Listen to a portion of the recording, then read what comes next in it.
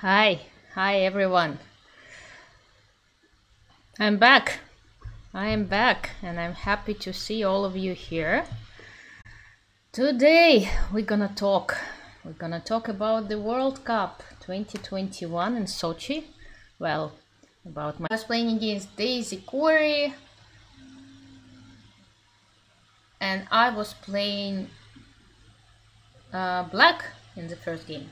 No, sorry, white. Okay, I was playing white. So the first round, actually it was the second round for me. No, it was the first round for me, but the second round already for Daisy Cori, who she started in the first round, and I already had a chance to play against Daisy. We met in Peru. Just a second. I think I will just, oops, I will just remove the chat. So, round number 2, the first one for me. I started with white against Daisy Cori. It was quite a shaky round, I must say. I was just starting to play. I had no clue in what conditions I am. I had no clue how this tournament will go for me. And in the World Cup, it's a very interesting situation because when you're just starting this tournament, there are so many players, so you feel yourself like a small part of this huge world. 103 players took part in the Women's World Cup, and 200, can be mistaken, 56, I think, players took part in the open section. And at that time, at the time of this round and match, most of the players were still there. I mean, some players got eliminated in the first round, but still there were quite a few players. And yes, and I had a chance, as I said before, to play with Daisy Cori, and it was something unbelievable. You can find the video on my channel. I will just a second. I will send a link to this video. We played with Daisy in 2010 in Machu Picchu, and that was an exceptional, of course, venue and quite a match. But it was a blitz match, and I know that Daisy is quite an experienced player. So here I am. I am playing white. I started the game with e4, and actually I started all my games.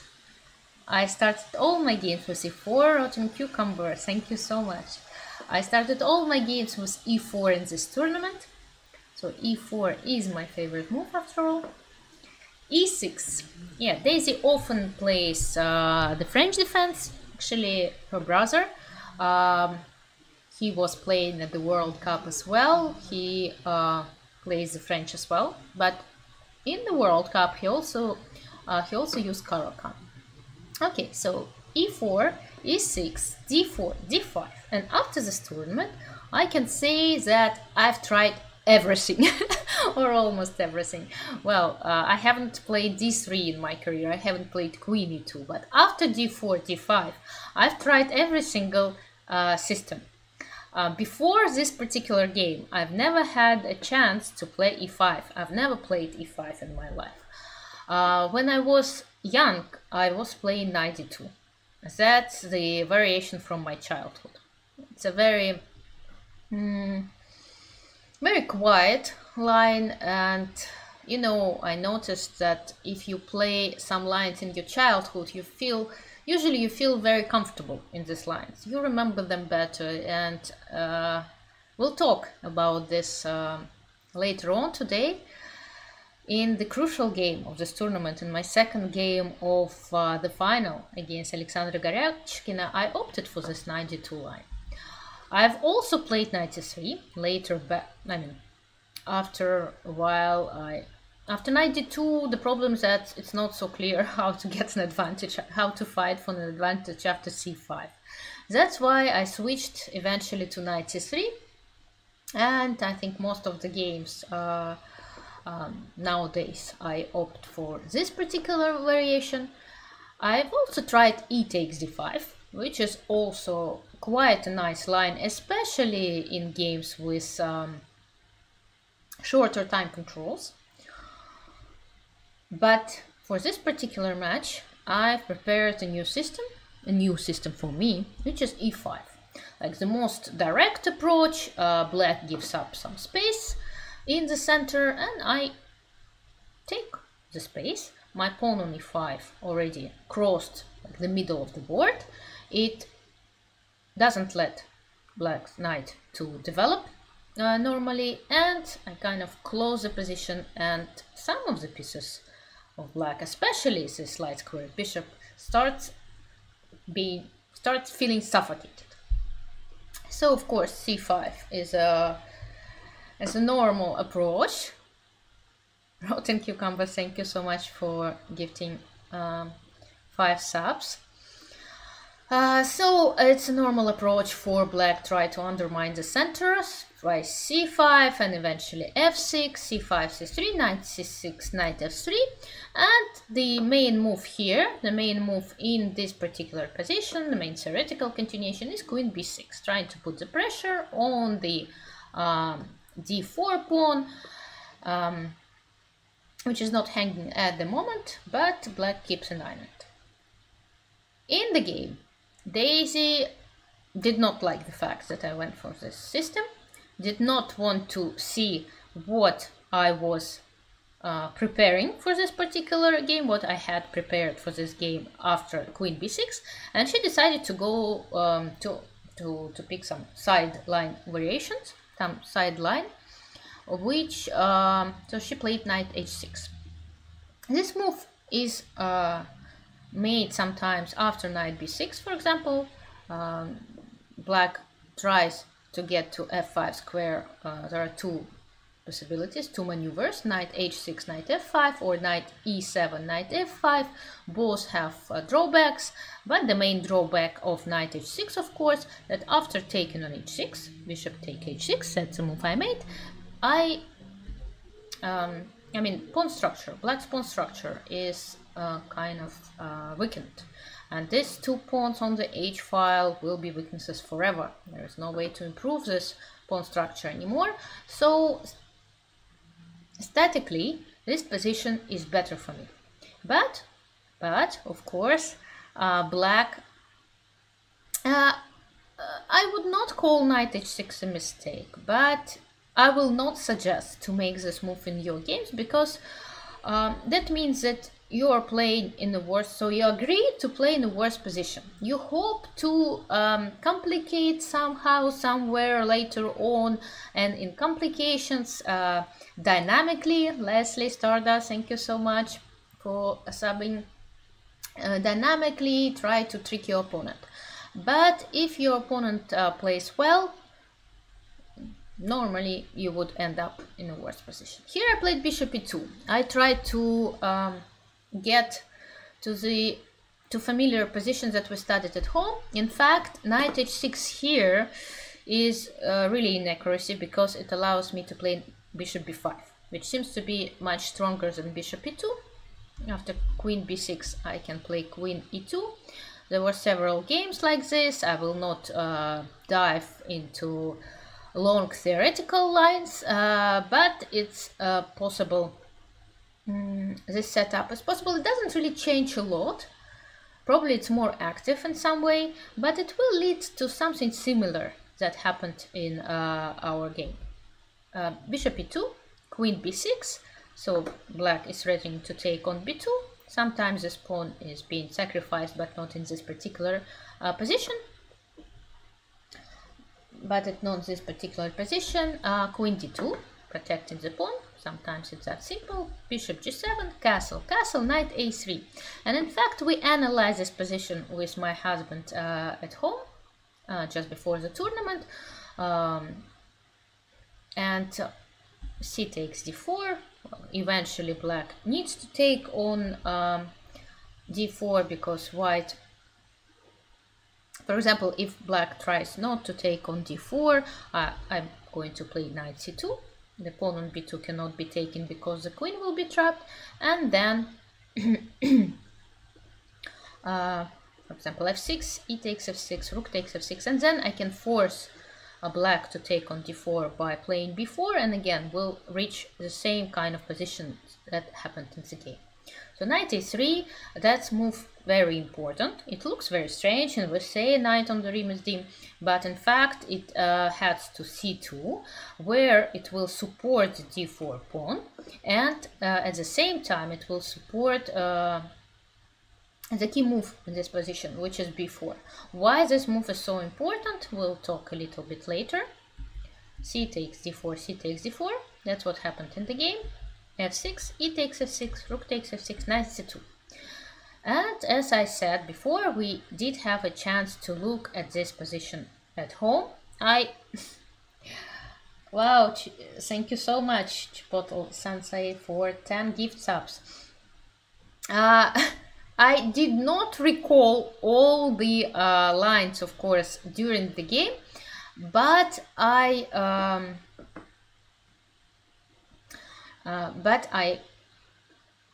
remembered the ideas, which is much more important in this particular situation.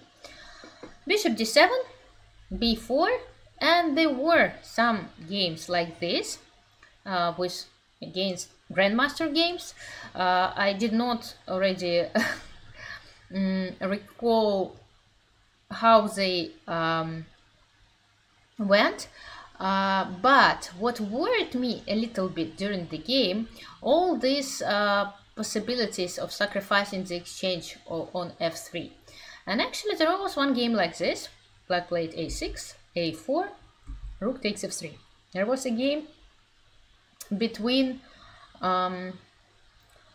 Gavin Jones and Aik Martirosyan that continued like this, and that is the position I was thinking about during my game, because after all, okay, I have an extra exchange, but black has two strong bishops and two central pawns, and I was not that sure about the evaluation of this position. In fact, the key move here is rook a to c1. This move is very important. It was not played by white, and it's possible despite the pawn on a4 hanging, because after bishop a4, white plays bishop g4, attacking the e6 pawn, and they win it back. After king f7, rook c7, and there is a beautiful move after rook e8, which is rook c8. A very beautiful deflection, and if black takes, then I take with double attack and I win back the rook. Okay, that just an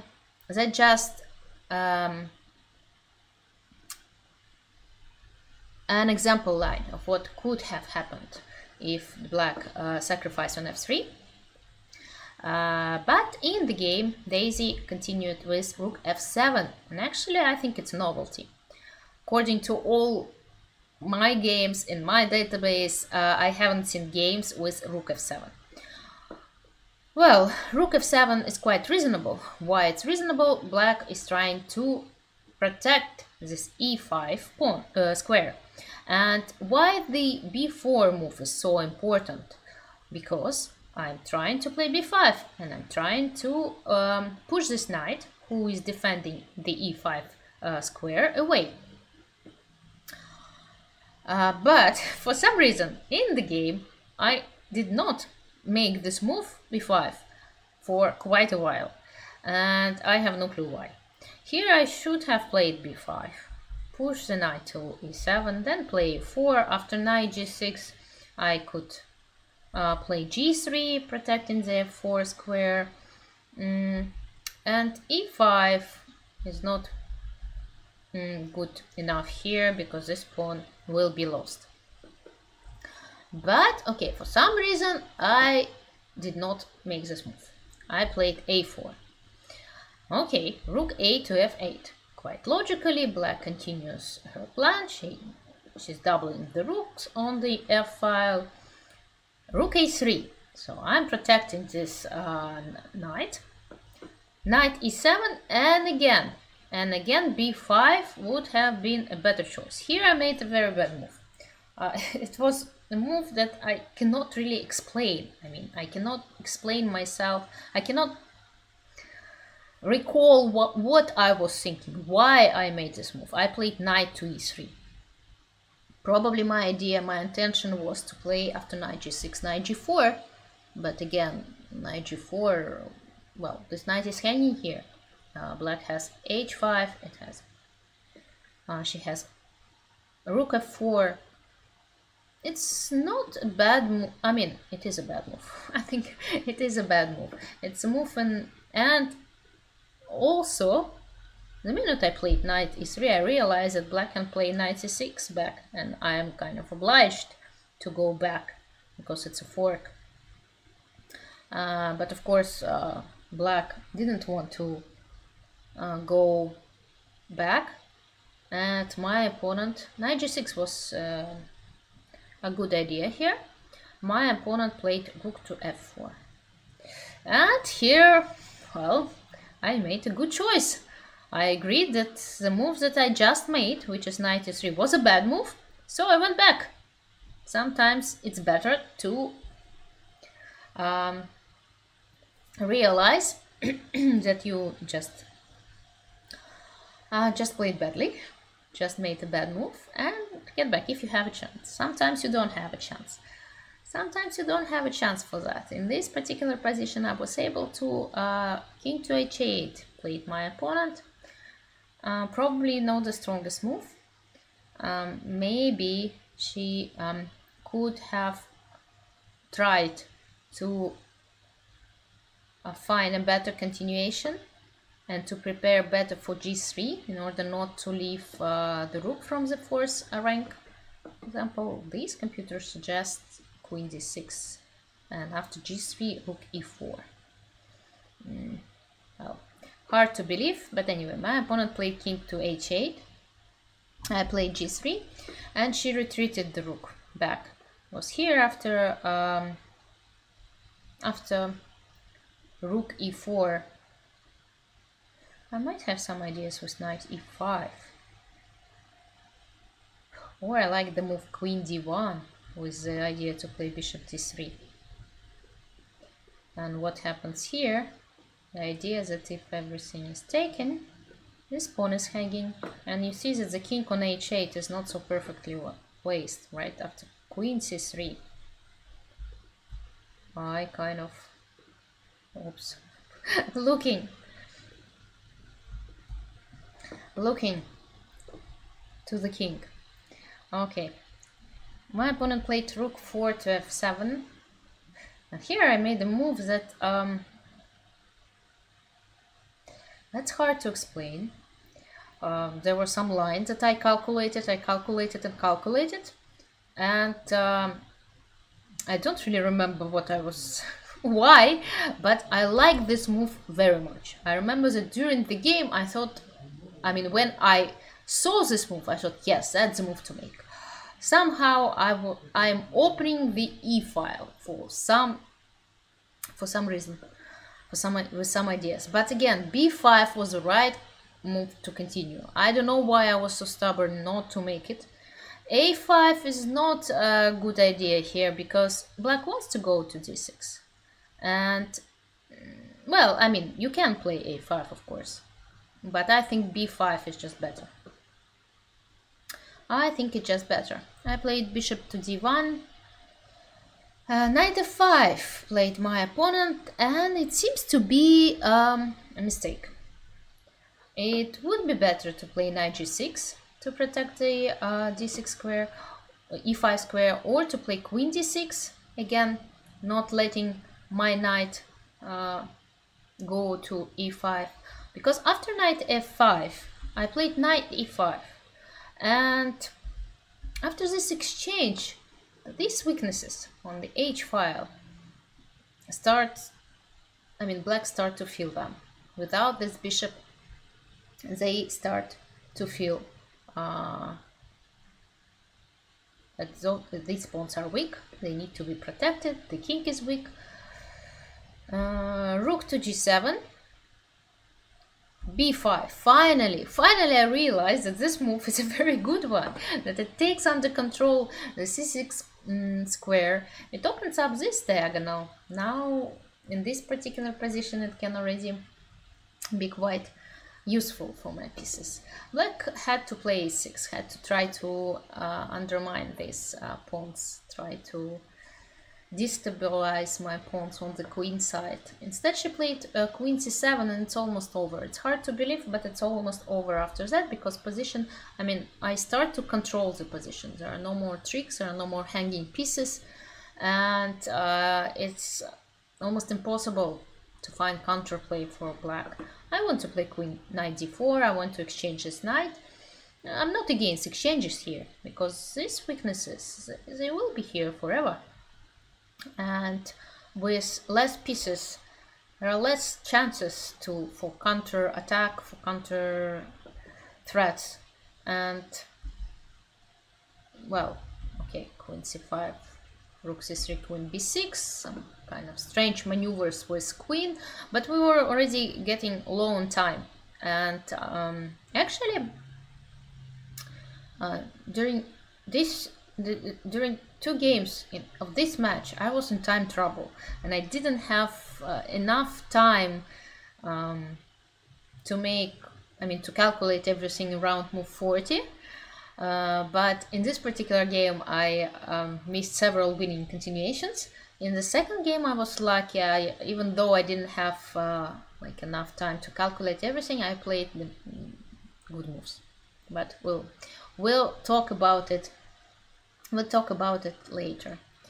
Так, спасибо за рейд. Всем привет. Рассказываю про Кубок мира, но этот стрим на английском сегодня. Ну ничего, шахматный язык, он для всех. Да, Саркис, добрый вечер. Okay, getting back to the game. Rook c8. So it was very unpleasant to be under the spin. Knight d4 was a threat. That's why black decided to go away. Rook g to f7. In case of rook g to f7, I would probably play rook f4 with the idea to play bishop h5. It's a very unpleasant threat again. Bishop h5, knight d4 again. So the position suddenly, quite fast, became almost hopeless for black. Rook c8, bishop e2, h5, bishop d3. Okay, back. Somehow I was very happy to put my bishop on d1, and now I was so happy to get it back to where it belongs, to the b1 h7 diagonal, where it attacks the knight on f5.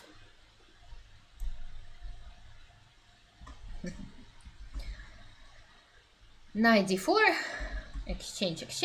Here I hesitated for a while because I liked queen h6 a lot, I remember, but I just didn't want black's queen to go closer to my king. That's why I played rook f4 first, queen c5, king g2. Yeah, it's a very strong move, very strong prophylactical move. I know that I'm going to get to f6 and then eventually to h6, but somehow I feel that there might be checks on the first rank. So just in case, I move my king forward. Just a small step forward, and such a huge difference. Can play a6? Yes, I can. They can, but bishop c6 is not so... I can always go back if I want to, and this a6 is a pawn sacrifice, right? So you sacrifice a pawn. Maybe it was a better idea to sacrifice it and try to find counter chances after bishop c6. Yes, because black made king g8 move, I played rook f6, and again a6 was needed, actually was needed, because the position is already very, very dubious for black, very difficult.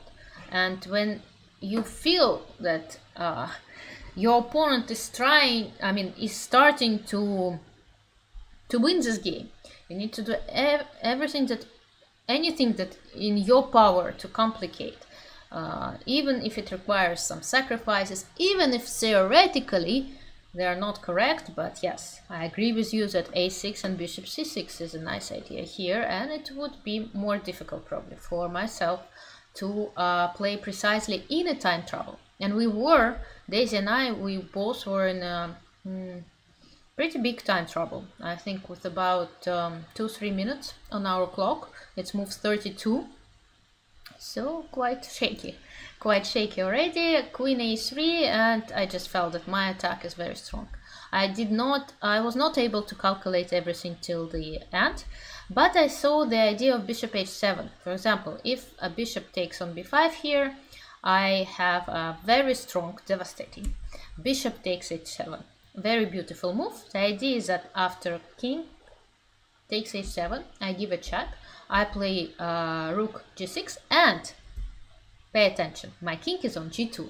Imagine what would have happened if it was on g1. Then queen d1, and with checkmate would come. So that was a very important move. Yes, that was a very important move. And here, bishop f1, a very nice. Well, I mean, it doesn't really. I can take on f1. I can go back to g1, and here I'm winning with this double attack. If black takes on h7 with the rook, then I can give a check. If rook g7, I give. I win again like this, but I think I think that's the only way actually to win. Let me check. Can I give something? Yeah, I need to win this rook. And I think I saw this idea during the game. And in case black goes to h8, I have again a very strong queen g5. Well, it's a deadly threat. My opponent played a5, and here for some unknown reasons, unknown to me, I did not take on h7. I don't know why. I don't even remember. In this particular situation, I don't remember why I didn't take on h7. Same lines, but somehow I didn't have time to calculate everything, to check everything till the very end, and I was worried. Because here, for example, I did not see, yes, now I recall that I thought that since the bishop has not left this square unprotected, I cannot sacrifice. I didn't see how I am winning here. Because, you know, it's a World Cup, it's time trouble, I feel that my position, to sacrifice a piece and then realize that there is no checkmate, or even worse, black is winning, it would be pity. It would be pity, so I decided to play it safe. I decided to play queen h6 to bring one more piece to attack, to threat rook takes e6 is a strong idea now. And here again, for some reason I didn't take on e6. Don't ask me why. I played rook 3 to f4. My intention was just to take the pawn on h5 after queen e7. My opponent played queen to a3, and again I didn't sacrifice on h7, although checkmate in 8 the computer here shows. But now I know, in this particular case, I know why I didn't sacrifice. I saw this move, I calculated this line, I saw it all the way to rook g6, and then I didn't see what was going to happen after queen e7. So I saw this line, rook h7, queen g5, rook g6, but then I said to myself, okay, but queen e7, and now what? And sometimes you don't see, you just don't see, you just don't see very, it's right to move.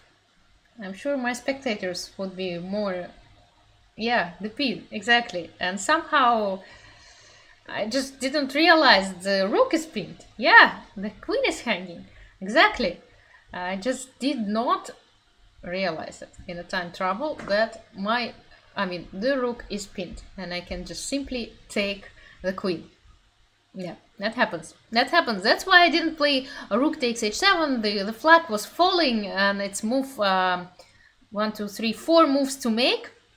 And I said, okay, I said, we will just repeat the moves. I thought that my opponent will play queen b4, I will play rook f4, and I will have 1 more minute, you know, to calculate everything. But she played queen to c5, and again I was winning with this idea. But again, since I thought that queen e7 is a good defensive move, I did not play it. I played queen takes h5, and luckily for me, my opponent made a blunder, we can say, although the position is lost. But she could have taken on b5, it would have been better. She played bishop e8, and here finally I was able to calculate a winning line. Bishop takes h7, queen g4, rook g7, queen e6 check, king h8, and my opponent resigned because I give a check here, and I give a check to h3. It's a very nice check to notice during the game. Rook f6, and then queen h4, checkmate. Whew, that was the first game. Quite a shaky one, quite a nerve-wracking one. I cannot say that was an easy game. Actually, that was quite a hard match. Despite the fact that I won 2-0, that was quite a hard match. And let's get to the second game of this match. So I was leading 1-0, and Daisy needed to win. She opted for a ready opening, knight f3, knight f6, g3. I decided to play c5. There are several moves that I play here, d5 being one of them, b6 being another one, but in this particular case I played c5. So it's a King's Indian defense, but reversed. So it's like white playing King's Indian defense. And since they have a tempo, usually if I were white, I would play like bishop e7 or something like this. Here white played c4. Normally it's not really the move, right, in the King's Indian. Black tries to play e5, and here e4 was one of the possibilities. Bishop e7, I played bishop g5, and of course I should have played d4. But somehow, since I needed just a draw in this game, I did not want to close the center, and that was my problem. That's where all my problems began. d4 was the correct way to continue. Of course, the closed center tells us that there's going to be a long game ahead, but what can you do? What can you do? Okay, I took on c4 and I exchanged the queens, which is also, I think, inaccuracy. I should have waited for white to exchange the queens. I should have played short side castle or bishop e6, but I took on d1. My opponent took on d1, bishop e6, and here she decided to sacrifice this pawn on c4, which I think is not correct. What was the correct move? Well, the computer suggests b3, and that was the move I calculated the most during the game. Here I would most likely go h6 and go e4, because I mean I like the fact that, you know, I'm pushing my opponent's pieces so far away. Knight e1 is kind of obliged, because knight d4, I'm about to play knight d4, and from e1 this knight protects the c2 square. Knight d4 I was going to play anyway, then castle, and this very unclear position arises. Computer gives quite a plus for white. I don't really understand why, because I think I'm doing great. Well, I mean great, not great, but good enough for equality. I have initiative. Computer does not agree with me. Well, maybe he's right. But that was the way for white to continue, because actually in the game we almost got the same position, but with an extra pawn for me. Bishop takes c4, and during this game I could not, you know, I was calculating different lines but I was always wrong, because my opponent always played something else. So here I was mostly calculating knight d2 with the idea to take on c6. And then I thought that my opponent was going to win this pawn back and will try to put pressure on this c6 pawn. But she took on g6. I did not really expect her to take on c6. On f6 here. On c6, yes, but not on f6. And I hesitated for a while here, because of course I wanted to take with the bishop. But the problem is that if I take with the bishop, she plays knight d2, and then she plays knight e4, and she attacks the pawn on c5, and my bishop on f6 here. And if I play bishop e7, she plays knight b4, or knight a4 is another possibility, and my pawns start to shake a little bit. And I didn't want that to happen. That's why, after quite a long thought, I took with the g pawn. Yes, my structure kind of loses flexibility on the king side, but at the same time I protect my pawn, my central pawn twice here, and my c5 pawn with the bishop as well.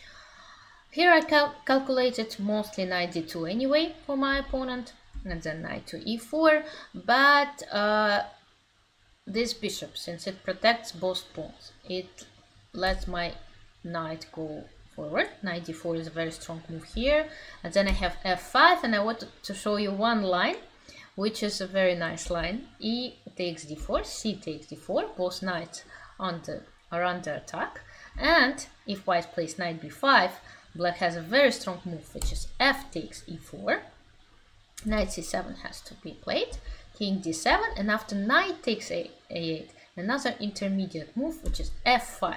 Very beautiful Tetris pawns, as I call them.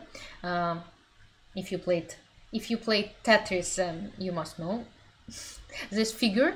And this knight is going to be lost, and I sacrificed an exchange, but I have a pair of bishops and very beautiful Tetris pawns. So my position is much better here. That's what I was calculating. I cannot say that I stole the entire line, but something in this direction. Instead, my opponent played e3. She protected the square on d4. She didn't want to see my knight jump in there, and I can understand her. I played bishop e6, which is a very strong move, and here I regret a lot. I regret that at this particular moment I did not castle long. I was calculating this move for a very long time, and I saw this particular line that I thought was critical after a long side castle. Otherwise I'm just with an extra pawn. b4, c4, so white is trying to win the pawn back. Bishop f1, b5, a4, trying to undermine this pawn chain. a6, a takes b5, a takes b5, rook a5.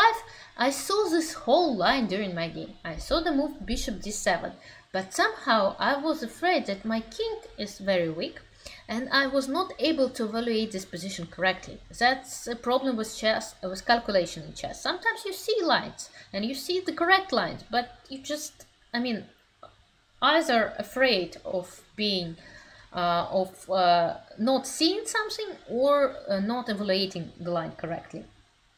And I didn't go for it.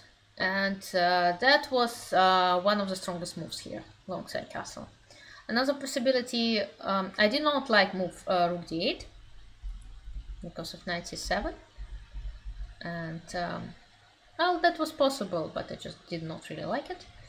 I did not want to give my beautiful bishop on e6. So I played rook c8. I protected the square by this move. Again, I regret of not castling long, but I castled short. So knight d2, b6. I removed the rook from this long diagonal. I was able to protect the pawns. I have an extra pawn, but the position is still quite tense. f5. And my opponent played knight e to c3. I castled. Again, maybe king f8 was a little bit more precise, but let's not dive into details. Bishop f1, bishop d8. And I was very happy. I still have a pair of bishops, I still have an extra pawn, my king is castled, all my pieces developed. So, and I need just a draw in this game to get to the next round. So I was very happy. Bishop g5, a very nice move.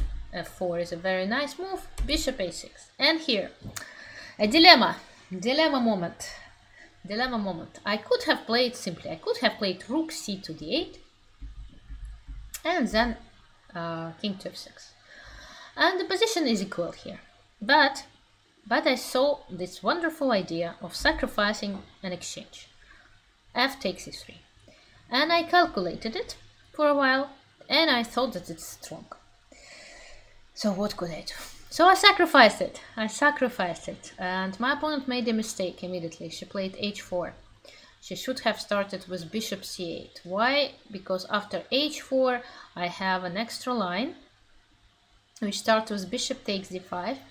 And I saw this move. The idea is that after h takes g5 I have an intermediate bishop f3 attacking the rook and the knight. And if rook d7 I have bishop g4, such an annoying bishop. And well, if she takes and I take, and again those pieces are hanging and I'm winning this knight after rook moves away. After knight takes d5 I have another very nice intermediate move, which is e2. The idea is that after bishop takes e2 my rook is no longer under attack. I can simply remove the bishop and I have an extra pawn and a very strong position. If she takes with the bishop here, again, it's all about intermediate moves. Yeah, it's all about intermediate moves, and e2 move, I will be honest, I did not see. That's why I did not go for this line. And if she takes on c8, another intermediate move. That's a very nice. I already showed this line. It's a very nice. No, and I have. Sorry. It's a very nice example of intermediate moves. But somehow I missed this moment. I took on f2. She took on f2. Bishop h6. Bishop c8. Bishop c8. And that was the position we were heading to. And that was the position we could have gotten after the correct bishop takes c8. Anyway, the same position. And here my opponent, what I was calculating, I think I was calculating g4, which was I think the strongest move in the position.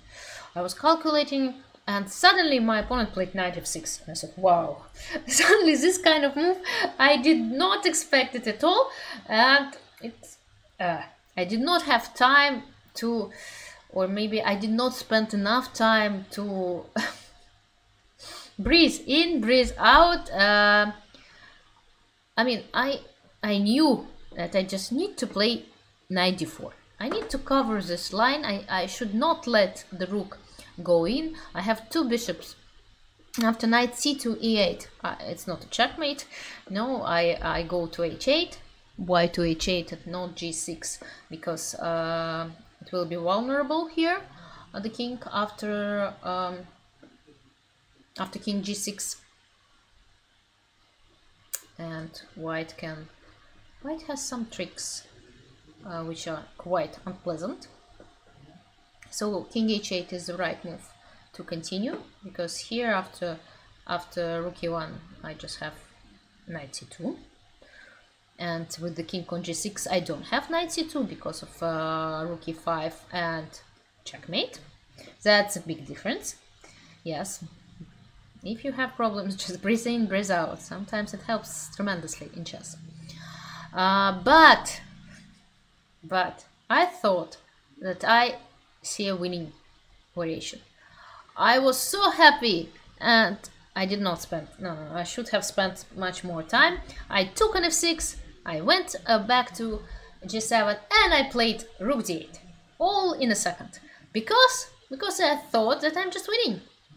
I saw that I'm simply winning since the rook is trapped, and since I'm about to play bishop b7, attack the rook and win the game. What did I miss? What did I miss? Why it's not winning? What idea did I miss for white? and it's quite important to look for your opponent's best moves as well. No, knight b5 does not really help, because I will check. That's I saw, and when the king, well, I mean, my bishops are just too strong. If the king goes to g1, I play. You can play, yeah, and then win the knight. So what did I miss? 95. Well, 95. I will. That's the move. That's the line that I saw. Bishop b7, winning the knight. What defensive idea? G4 does not help. First of all, I mean, I can play bishop f4 always, right? And what happens if I play bishop b7? If I play bishop b7, the defensive idea that I miss. Knight e6 does not help, guys. I just take the knight. I have two pieces here. I have two pieces that attack the square. Yes, exactly. Rook d6. I missed rook d6. I just completely forgot about this idea. And I saw it and I thought, oh my god. Oh my god, I'm about to lose. Okay, I was exaggerating. I'm not losing, but I was not able to evaluate this position. I did not know whether I have enough compensation for the exchange. And the position is very unclear. It's about equal. Computer writes it as equal. Probably it's easier for me to play because I have like a very easy plan. My bishops are too strong, but still, I'm an exchange down. I'm an exchange down, and poof, that was scary. That was a scary moment. My opponent decided to play rook e1. Probably she was hoping for bishop b7 for another defensive idea. A rook d6 here is even much stronger. Knight e6 is another possibility. And actually, here we understand that bishop b7 is not a threat at all. If I'm threatening anything, it's rook d2 and bishop d7. She played rook e1, and here I spent almost all the time that I had on my clock. Almost all the time. There's breathing technique, there's calculation lines, and well, I played the best. Rook d2. I exchanged the rooks, even though I didn't want to, and here I did not make the strongest move. It's quite a hard task actually to find it in a time trouble, and because I was still, well, okay, I will not torture you because I find it very difficult. But I needed to include bishop d7 to invite white rook back to the open file and then play bishop g4. Why this check is so important? Because the rook here, in fact, this open file is not so important here. What's important is that this rook here does not let white knight go by this maneuver. For example, after king e1, I play bishop c1 and knight e8, king f8, knight f6 doesn't work anymore because of this rook on d6 and because of the move king e7 with a double attack. Well, that was very hard to understand. I even did not, try. I thought that the rook is very badly placed on the c6, so I should not, of course, try to improve its position. So I gave a check, and my opponent made a bad move, a bad choice. She has several king's moves. Well, king f1 you don't really consider. So she has 4 options. 2 are fine. And she picked the 3rd option. So she played king to f2. And that's not correct. She either had to go on e1. We'll discuss later why. Well, I can tell you why. Because on e1, the king doesn't get under check by my pawn, which will move forward. Sooner or later, I will push this pawn forward. And the position after king e1 is about equal. This same line can happen as in the game. I have a choice here, bishop f5 or bishop e6. It's quite a difficult choice. I also face this choice in the game. But with the king on f2, the position is almost, well, it's close to losing, to being lost. While with the king on e1, it's about equal. That's a huge difference, right? And you tend to put your king closer to the center in an endgame. And here is an exception. Chess is all about exceptions. The second move that my opponent could have tried is king to d3. And the only problem is that here, after bishop d7, again, that's the only move to fight for an advantage, rook d6, bishop f8, my position is still better. But I was going to play bishop f5, of course, without this inclusion. And in that case, the king is protecting the queen side. And it's quite difficult to play again this kind of position with an extra exchange, with two strong bishops, with a passed pawn. Very complicated, very unclear position, about equal. But as I said earlier, my opponent made a mistake. She played king to f2, and in that case, as we will see, her king is getting under my pawn's checks, and that changes everything. We should understand that my opponent was playing for a win. Probably she saw the line with knight g5, e3, and then just a perpetual. That would be quite logical. Quite a logical continuation here, but since she needed a win, she decided to play knight f6. She decided to play knight f6 because it protects the knight from f6 protects the d5 square. There is no checks after king f3 here. But I played very well. I played king e5. I played king d4. Although it was so scary because I was playing with seconds on my clock, it was time trouble, and I mean, I was not sure whether this gonna be enough for a draw or not. I mean, it felt quite well. But again, look at white pawns. If for some reason this pawn doesn't get promoted, white will get a very strong compensation. And here another very difficult moment. With seconds on the clock, I had to decide whether to take on b2 or play e3. So I had to choose between these two lines. Bishop takes b2, rook d8, bishop d4. This position, the position that I saw and was calculating well, and this position. And I had to choose between these two. And I chose the right one. I chose the right one. So here I was not sure how my pawn will get promoted. I mean, this position is still very strong for me, but this pawn is running forward, and that's the problem. And some beautiful lines that are very beautiful to look when computer suggests.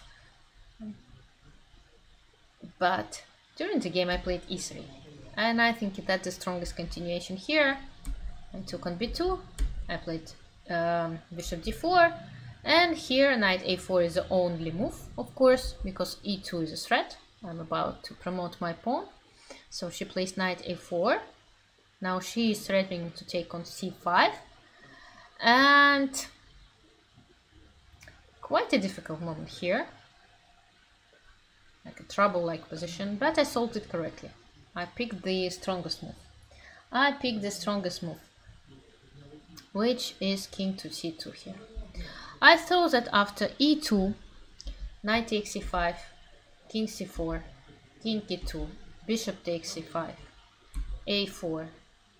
I mean, this funny position arises with two bishops against the rook, and I was not able to evaluate it. It's about equal. I also saw that after king c4, the move that I eventually wanted to make in this position when I was going for it, I'm not really threatening anything. After king c4, okay, I'm protecting the pawn on e2, but I'm not threatening anything. I don't want to play e2, and white has a very easy plan. A very easy plan.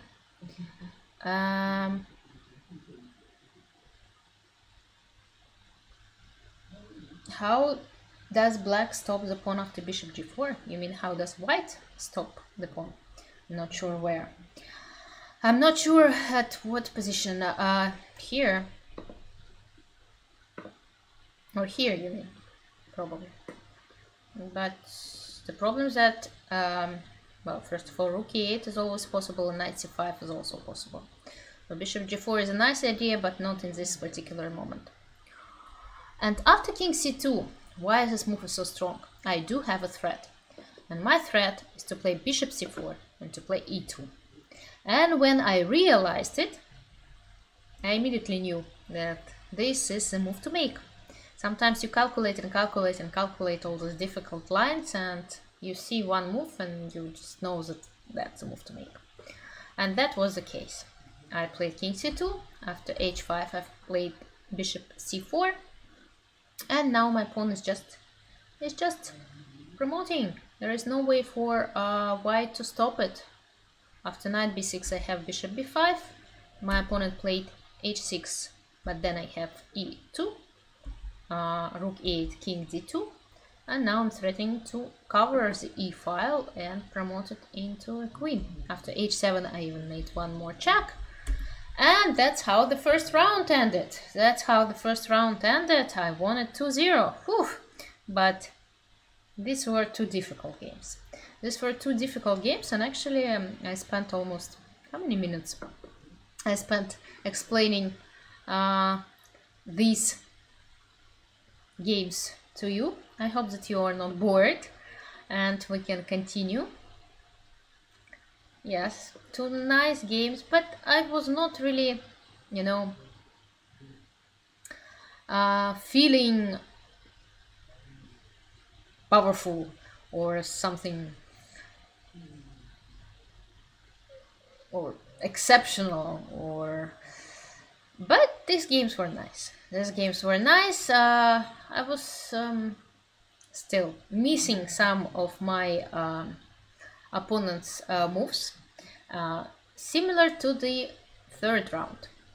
Let's get to the third round. In the World Cup, I think every match is a tense match, and you cannot really expect easy games. There are sometimes you do play easy games, sometimes you play and win easily. I think it's an exception mostly, but that happens. But normally, all the games are quite tense. And the next match, I was playing the first game, the match against the legend